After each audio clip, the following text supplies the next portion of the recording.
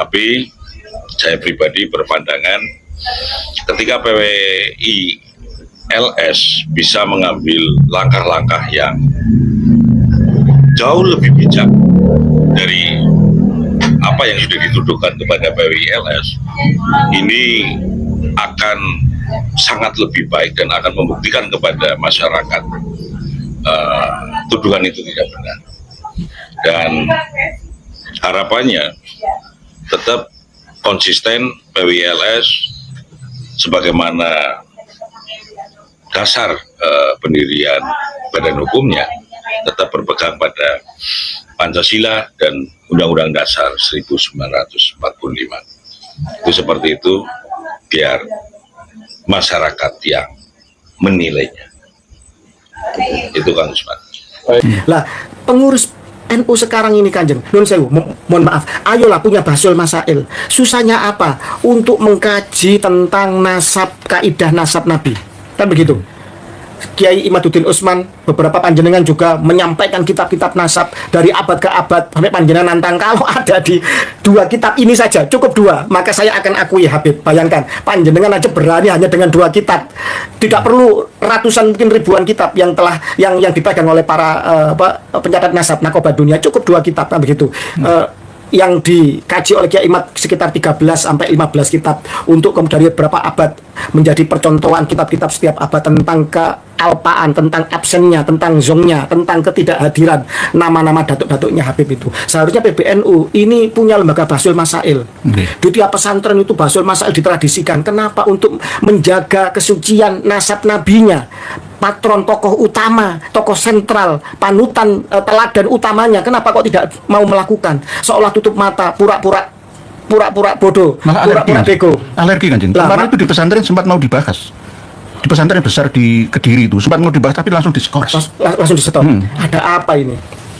Lah ya, ada apa kok kemudian sesuatu yang gamblang nyata-nyata dan nasab ini hitam putih? Karena seseorang itu pasti dilahirkan dari satu sperma dan dari satu ovum. Tidak mungkin, Nun Sewu, bahasa kasarnya seorang perempuan yang diperkosa oleh 10 laki-laki sekalipun hanya ada satu sperma yang membuahi sel telurnya. Jadi nasab itu bisa ditelusuri, bisa diteliti dan bisa diforensik sampai ke tingkatan molekuler, sampai ke tingkatan sel. Jadi sekarang itu tidak ada yang tidak bisa dipelajari, yang tidak bisa dibuktikan karena saking majunya canggihnya. Dulu jangankan untuk menghubungi para nakobah, para nakib, untuk naik haji aja harus izin pemerintah Belanda. Sekarang cukup telepon, video call bisa, surat menyurat bisa, mengundang kayak kemarin itu nakib Maroko datang, nakib Pakistan datang. Sekarang bisa bertanya, kita bisa menelusuri leluhur kita dengan telepon juga bisa, video call bisa, transportasi telekomunikasi, pesawat terbang dengan internet, semua mudah, mengunduh kitab-kitab juga mudah. Dengan forensik tes DNA itu juga sekarang sangat presisi sekali. Membaca hasil DNA ini teknologi kemarin sore. Sekarang kita sudah rekayasa genetik untuk merakit bagaimana gen-gen yang kurang baik bisa diganti, bisa dirakit, bisa ditambal sulam, diganti oleh gen lain yang akan menghasilkan produk keturunan yang lebih baik. Sekarang sudah sampai seperti itu. Juga kalau membaca hasil DNA itu kemarin, orang yang mengharapkan tes DNA berarti dia hidup di abad pertengahan, hidup jauh tertinggal sana di zaman batu, zaman purba sana. Jadi semacam sama dengan orang yang mengharamkan HP itu aja. YouTube itu haram karena di situ ada tampilan postingan ya video-video yang tidak mendidik, haram. Ya sama dengan dulu ketika kiai-kiai kita kolot nonton TV haram. Nanti uang di bank semua itu haram. Jamaah haji misalnya haram semua. Karena melalui bank semua haram semua. Haji itu harus nggak boleh naik pesawat, harus naik kapal seperti itu. Ya inilah dinamismenya hukum fikih kita. Ini yang harus diadopsi bersama oleh ulama Nusantara Indonesia Raya. Apa yang panjang lebar KRAT Fakih sampaikan ini sangat luar biasa.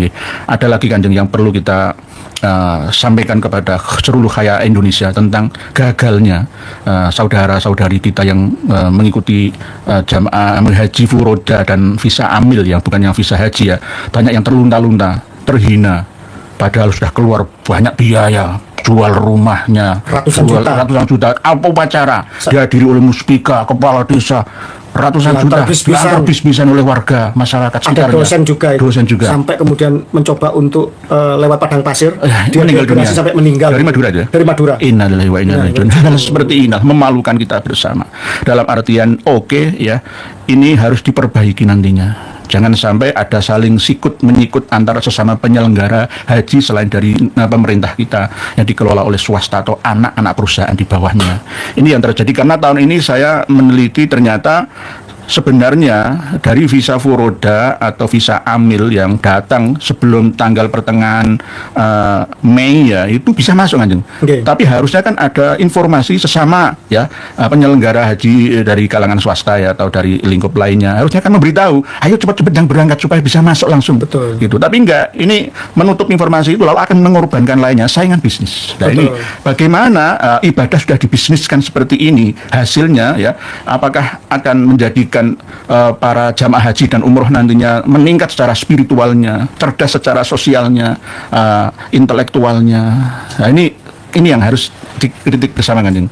Ini inovasi terbaru abad ini ya. Ulama-ulama kita ya seperti dengan ini harus benar-benar menguasai semua materi yang ada. Kalau menurut saya begini, mohon maaf di dalam negeri sendiri, kalau bisa jangan ada monopoli Kanjeng. Monopoli. Untuk sekelas yang vital bahan bakar BBM, ya kan? Itu aja Pertamina tidak berani memonopoli. Ada Shell, ada yang British Petroleum dan sebagainya itu ya. Untuk nanti bersaing, konsumen ini bisa mendapatkan yang terbaik, bisa mendapatkan memilih gitu loh. Demikian juga untuk haji.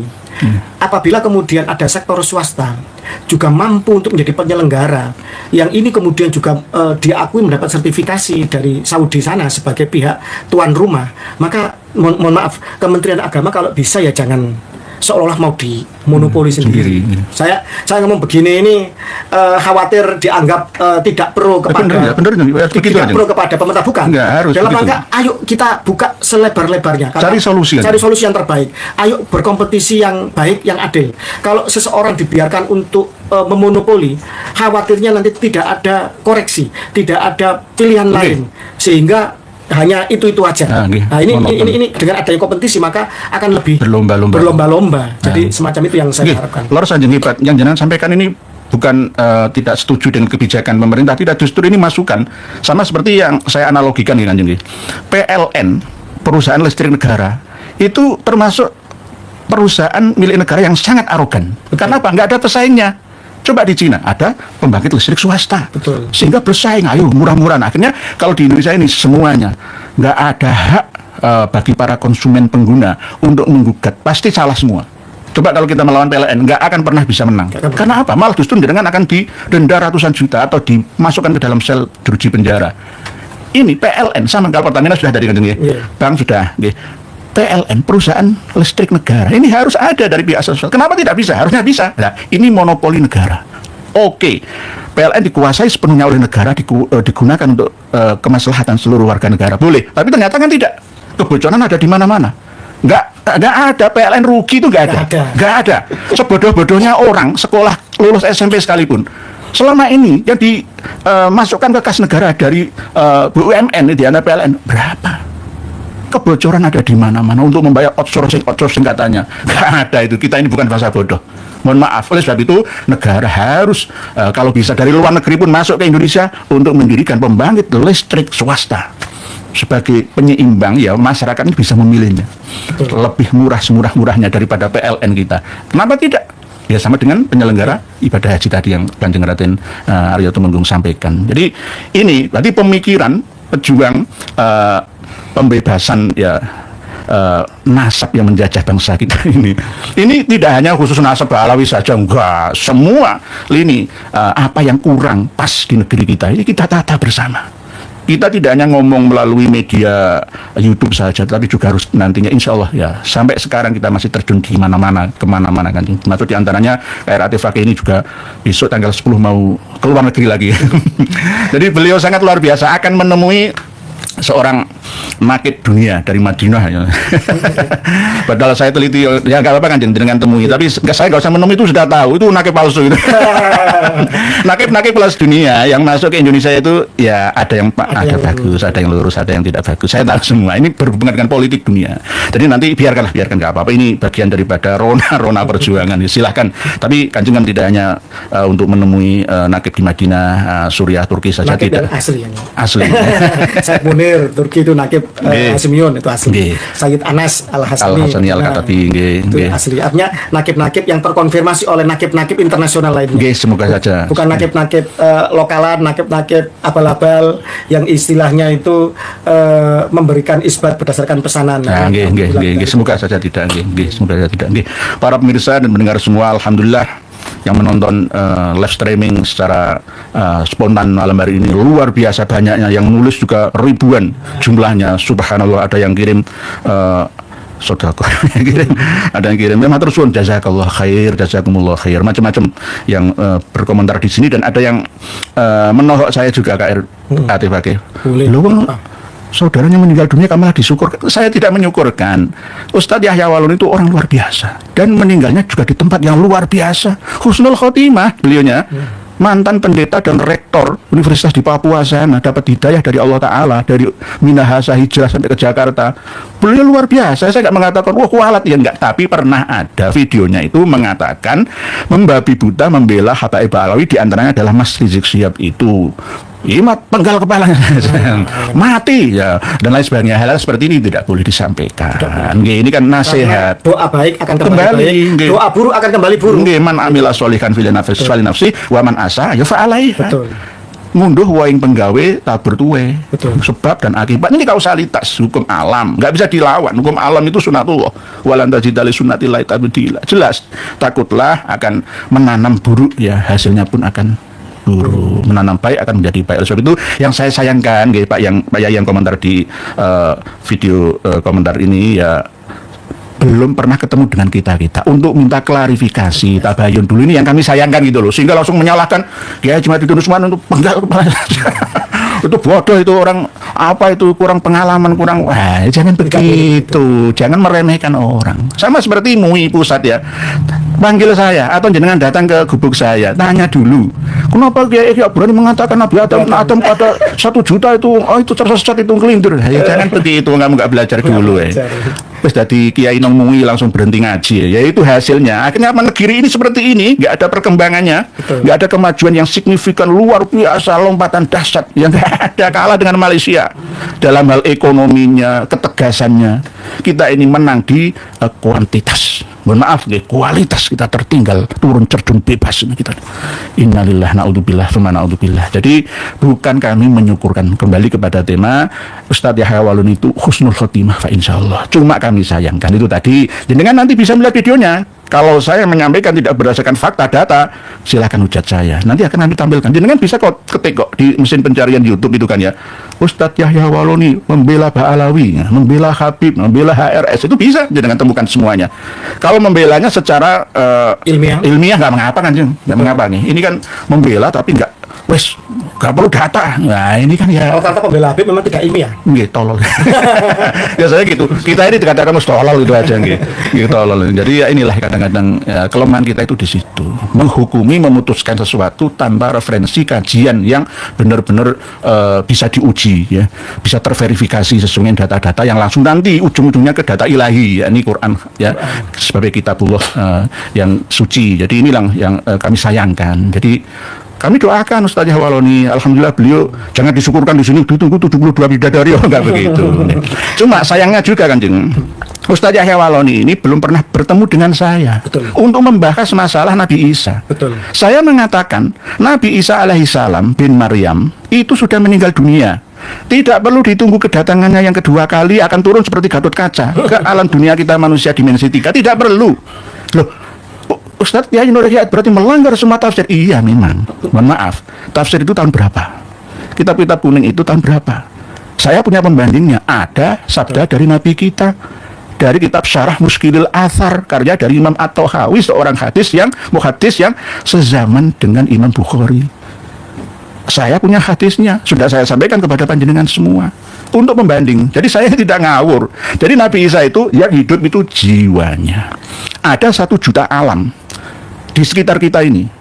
Secara bertingkat-tingkat di alamnya hewan, alamnya sejenis manusia, manusia alus itu juga ada. Dunia paralel. Dunia paralel bisa. Itu memang bukan, nanti akan kita bahas secara lugas dan jelas dan mudah dipahami oleh masyarakat luas, insya Allah, tentang oh kok ada ini di hutan daerah Blora Jawa Tengah itu kenapa ada bis langsung tanpa bannya itu menapak di aspal langsung masuk ke hutan tanpa ada jalan khusus. Lah ini nanti akan kita terangkan. Itu ilmiah itu loh. Ada dimensi 4, kita ini 3 dimensi 4, kalau 5 ini barzah. Nah ini nanti yang biasa kalau dari dimensi barzah 5, 6, 7, 8, 9 tergantung tingkat spiritualnya arwah masing-masing itu. Nah, yang bisa menemui kita itulah orang kadang-kadang memahami Nabi Khidir, kadang-kadang Kanjeng Nabi. Betul. Kanjeng Nabi duduk di situ Kanjeng.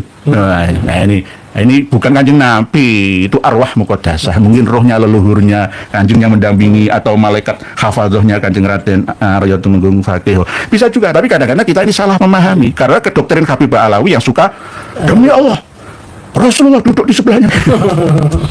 Demi Allah, Rasulullah itu di belakang gue. Di belakang gue ini Rasulullah. Lah, ngelindur ngawur namanya. Nah, ini karena dia tidak memahami tingkat dari ada alam-alam. Allah menciptakan 1 juta alam, begitu juga 1 juta Adam. Dan Adam kita 7.600 atau 7.700 tahun yang lalu itu adalah Adam yang terakhir dari kebanyakan umat manusia 8,2 miliar yang mengelola bumi ini. Jadi bisa dikatakan kalau Kanjeng Raden tadi mengatakan secara DNA itu 235 ribu tahun yang lalu gitu. Berarti bukan Adam yang Adamnya kita.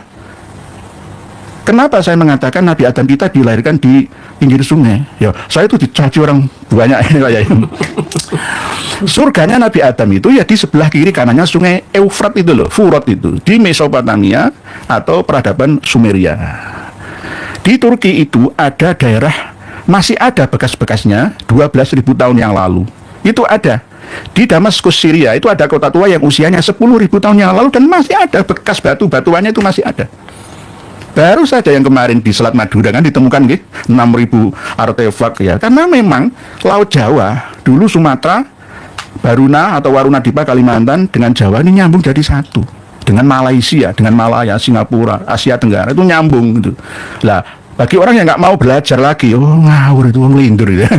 Oleh sebab itu belajarlah seumur hidup sampai mati. Itu jangan hanya setelah jadi kiai, jadi guru ngaji. Ini kalau menurut saya Kanjeng, ini perspektif kan boleh, boleh. Artinya kata-kata langit 7 lapis, bumi 7 lapis, 7 ini memberikan makna bahwa banyak lapisan.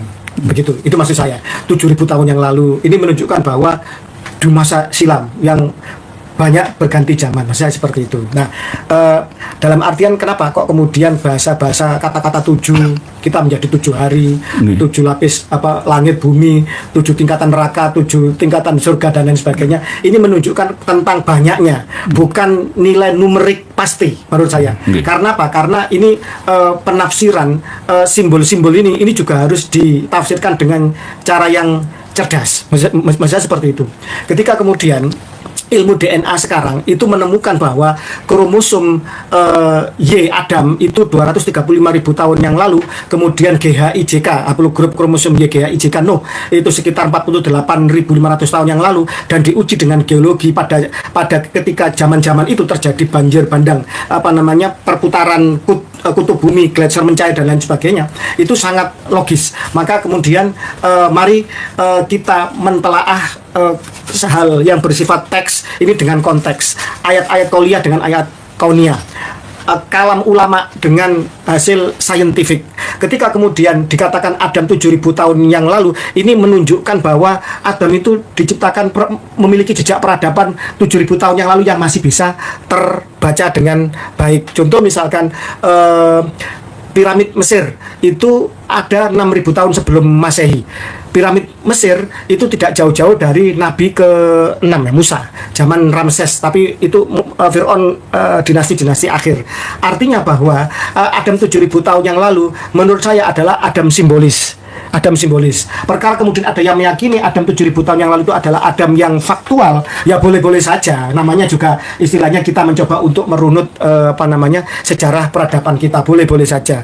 Kemudian seperti misalkan Bung Fadlizon Menteri Kebudayaan mengatakan leluhur peradaban Nusantara itu ratusan ribu tahun yang lalu, monggo. ACC Channel mengatakan kenapa harus ratusan ribu tahun yang lalu. Misalkan peradaban Nusantara dimulai pada abad ke-5 Masehi juga tidak kalah kerennya, monggo. Ini sesuatu hal yang tidak saklek, masih harus dikaji dengan cara yang baik. Ya, okay. Tetapi untuk urusan nasab Nabi ini sangat mudah dibuktikan. Karena Nabi baru 1400 tahun yang lalu keturunan Nabi, orang-orang Arab haplogrupnya apa, ya. Kemudian keturunan Nabi yang sudah tes DNA itu haplogrupnya apa, kodenya apa. Lah ini ada orang yang cucu Nabi Jawa melenceng Arab saja bukan. Aku bilang mendalik. Semacam itu. Para yayai, para penyanyi nggih yang hadir di studio ini. Beliau ini yang pertama kali menggaungkan Habaib itu Yahudi ya. Karena memang benar sesuai dengan data, referensi nggih, bukan ngawur tangkap. Iya, Beliau bisa mencerita, beliau secara keilmuan ya bisa menerangkan secara genetik ya bahwa memang apa yang Allah berikan pengetahuan ini diantaranya ya keturunan Nabi Adam ya seperti ini asli kan, asmaul musammayat yang Allah masukkan ke dalam memori Nabi Adam wa dzurriyyatihi ya seperti ini.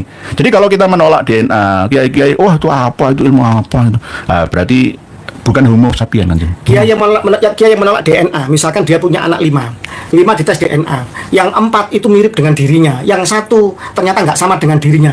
Kira-kira kiai ini bisa tidur dengan nyenyak nggak kira-kira? Nggak bisa. Kan mesti stres. Kok gak podo aku? Nah, sopo. Nah, kalau dia tolak DNA ya husnudon aja. Walaupun mukanya nggak sama, tabiatnya nggak sama, DNA-nya nggak sama, ya udah aku ya anakku, sudah selesai. Kan? Kalau kembali kepada orang bodoh itu nggak perlu tanya nasab. Husnudon saja. Nah ini berbahaya nih di dalam dunia. Inilah memori kita ini saat ini abad ini dituntut untuk semakin berkembang. CC otak kita pun berkembang, upgrade, tidak hanya update. Jadi update itu roh jiwa, tapi kalau fisik otak, kemampuan daya tampung memori kita itu upgrade. Semakin kita mengasah kemampuan pemikiran ya, keilmuan kita, maka semakin bertambah ya, besar kapasitas ya hard disk yang kita gunakan dalam memori otak dan nurani hati kita.